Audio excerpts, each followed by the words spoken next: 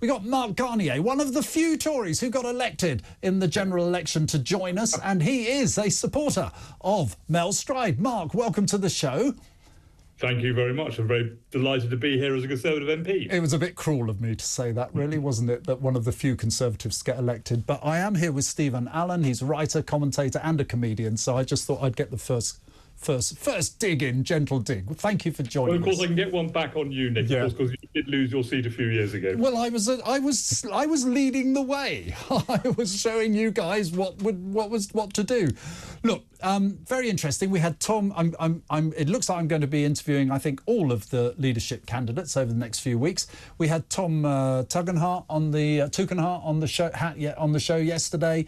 He put up very articulate, solid thoughts on what he would do or his aims were, i.e., I'm going to unite the party.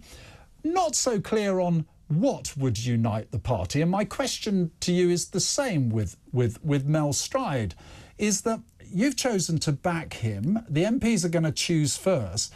But just looking at the list of candidates, you've got some of those who seem to want to go into reform territory and own the space reform have, and others who are doing more of what I would call potentially, I might be wrong, a one nation Conservative approach. How can you ever unite the MPs behind one leader?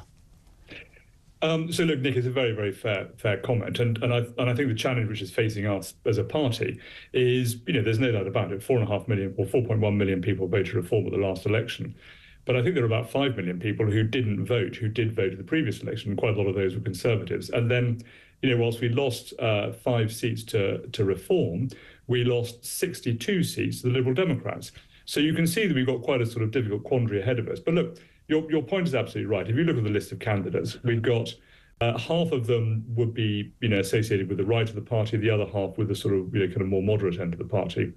And so it's going to be interesting to see actually how the Conservative MPs divide between those two, because actually what it could happen is the right could be split so much that you end up with none of them at all.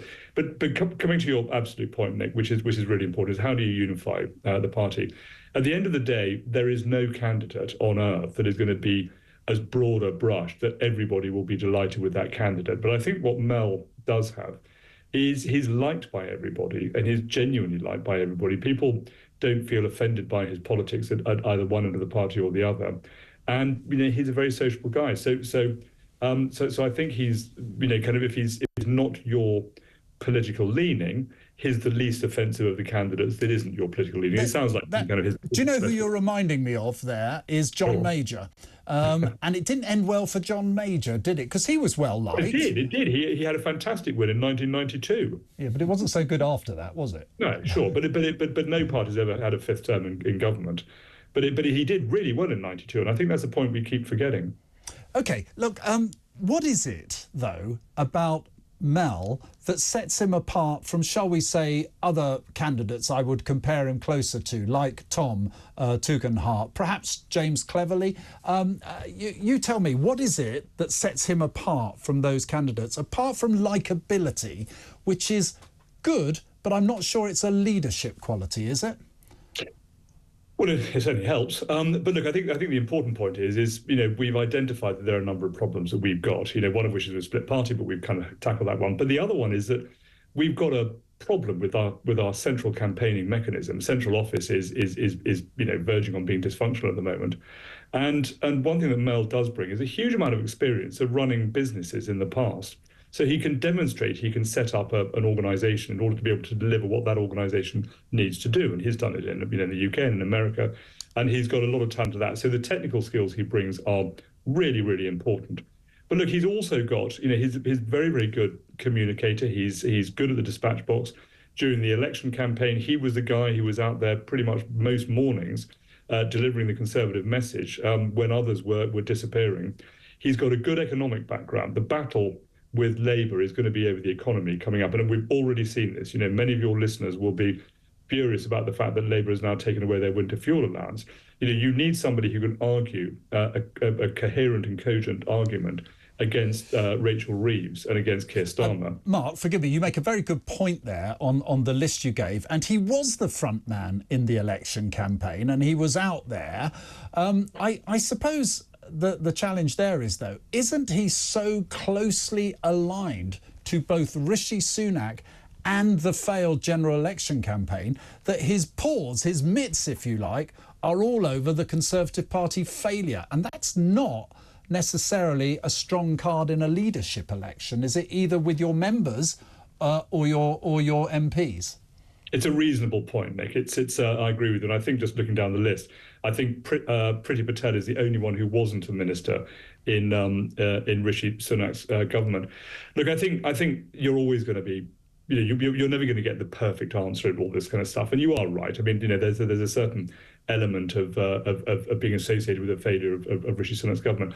But look, the other point is we've got to be good at holding the new government to account.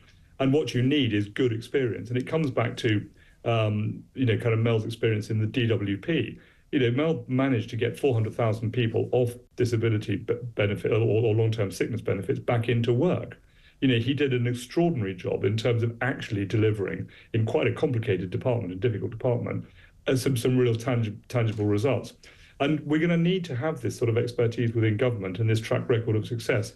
So I think that when you weigh up the pros and cons, and they're very fair comments you make, when you weigh up the pros and cons, actually, you find that someone like Mel, he's got a proven track record across a lot of different areas, including being in government. Is it fair for me, because it's generous of you to say I'm being fair, whether you mean it or not, but is it fair for me to say, though, that to hear now that the Conservatives are going to, if you like, come up with challenges on benefits, challenges on the economic inactivity in the country, when after 14 years, they've basically delivered us to this situation? Well, the first 5 years, we had the Liberal Democrats holding us back, so that was problematic. Then we obviously went into the Brexit negotiations. As soon as we had an opportunity where we were going to be able to... And actually, bear in mind also, we had a minority government after 2017, so that kind of held us back as well. Then, as soon as we had a strong majority, we were in a good position to be able to do some really useful stuff. We went crashing straight into COVID. We came out of COVID straight into the Ukraine war and the energy crisis. So it's been a difficult time. And actually, when you look back at our government, we've had very, very short amount of time when we haven't had some big issue or a minority government holding us back. So it probably isn't very fair to say that. Actually, when you do the analysis, that said, though, what is fair is that people don't necessarily look at the minute detail of all of this sort of stuff, and people will inevitably turn around and sort of say, government debt has gone up to £2 trillion. I mean, they sort of forget that 400 billion of that was getting businesses and the economy through COVID, and then another 350 billion of that was supporting people through an energy crisis. And of course, the alternative, and when Labour make these points, you could immediately come back on them with the argument that if they thought that was a bad idea, what would have happened to the economy if that Labour's policy, which apparently is not supporting the economy, would have happened? Mark reminding us there of the huge public spending by a Conservative administration, but that's for another day. Really good of you to join us on a Sunday. Mark Garnier, thank you very much indeed.